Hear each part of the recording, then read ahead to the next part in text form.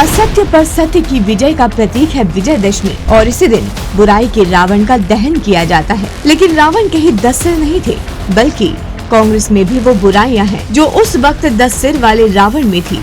आज हम उन्हीं सिरों के बारे में आपको बताने जा रहे हैं। कांग्रेस का पहला सिर, महिला विरोधी।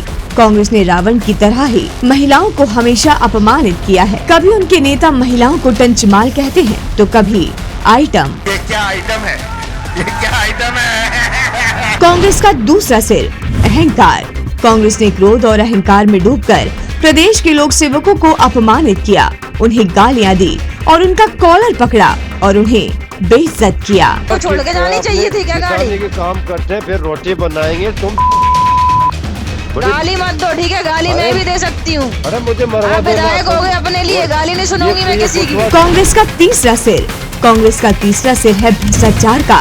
कांग्रेस राज में एमपी में 877 करोड़ रुपए का जल संसाधन घोटाला, 500 करोड़ रुपए का कृषि घोटाला, 131 करोड़ रुपए का जनसंपर्क घोटाला, 63 करोड़ रुपए का मोबाइल घोटाला, 2 करोड़ रुपए का छात्रवृत्ति घोटाला, 3000 करोड़ रुपए का कर्ज माफी घोटाले को अंजाम दिया गया। कर्ज माफी के ऐलान के बाद सहकारी बैंकों में करीब 3000 करोड़ का घोटाला सामने आया।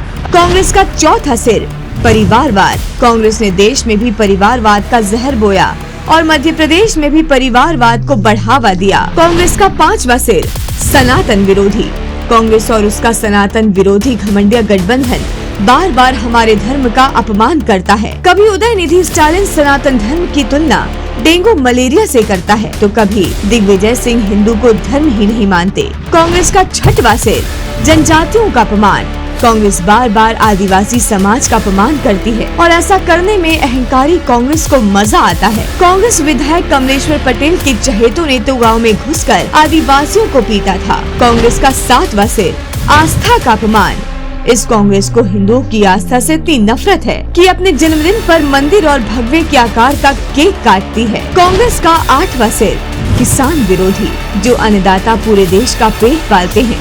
कांग्रेस को उनसे भी नफरत है और ये नफरत इस कदर बढ़ जाती है कि कभी यूरिया मांग रहे किसानों पर लाठियां चलवाते हैं तो कभी कर्ज माफी के नाम पर धोखा करते हैं। कांग्रेस को किसानों से इतनी नफरत है कि वो इन पर गोलियां चलवाने से भी गुरेज नहीं करती। कांग्रेस का 9वां सिर, बुजुर्ग विरोधी। इसी कमलनाथ सरकार ने बुजुर्गों के लिए चलाई जा रही तीर्थ दर्शन योजना बंद कर दी थी। कांग्रेस का 10वां सिर, गद्दारी।